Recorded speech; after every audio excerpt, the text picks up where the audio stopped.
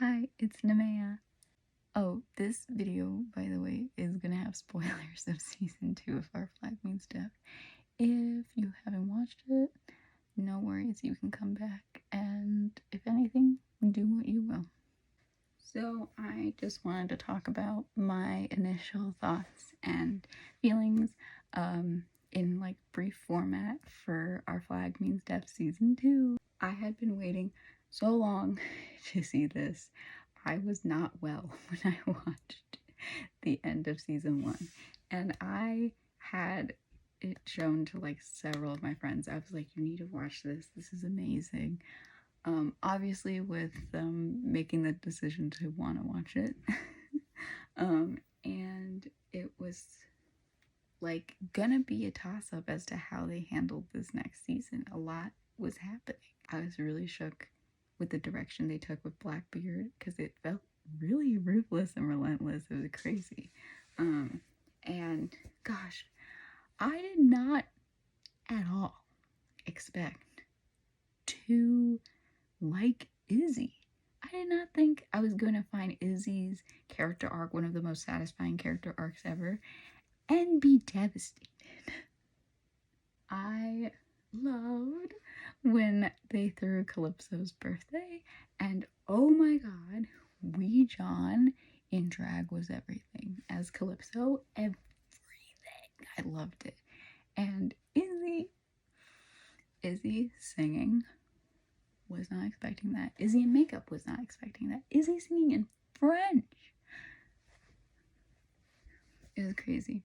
I really enjoyed Steed being like more of a pirate this season, having different kind of like changes that were noticeable from season 1, although it's interesting how they're building him right now. I feel like I'm worried in certain ways of how he's handling pirate life versus Ed, which is a whole other can of worms. I did not find the episode where we met Ed's 2 friends who owned like an antique shop or something like that the most interesting because of the fact that they were kind of just talking about having unhealthy situations or relationships and to just make it work and stuff, which I can see there being satire, but like I feel like that's the like norm for a lot of people or how a lot of people see relationships. And I really liked how it seemed they were trying to go with like a healthy route and like we talk it out as a crew. So I thought there was going to be more kind of uplifting stuff and kind of going against the status quo, and it felt like a lot happened. When we met up with where each of the 2 groups were was wild. Felt like whole different timelines happened.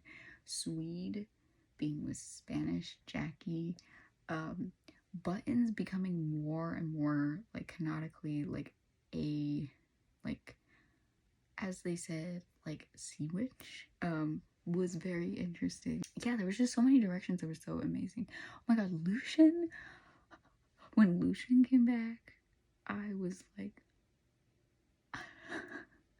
they really had a lot of surprises this season. Also loved the whole having the like market people also be these pirates, and the whole like pirate queen and all of this like really cool pirate shit was just so exciting, so cool. I really wish there could have been a little bit more of that, but I get a feeling that might be a little more visible season 3. I don't really know, especially how season 2 ended. I really thought it was kind of a bit of a letdown, the first kiss.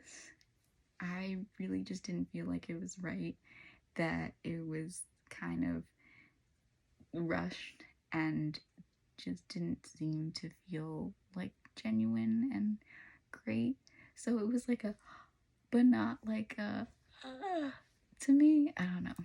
I just would have wanted it to have been what the second kiss was. I was more happy and like into feeling like they're working on things and doing better. that isn't to say like we can't have messy relationships and different forms of relationships. That's just where my expectations were. I would have liked to see more of the crew.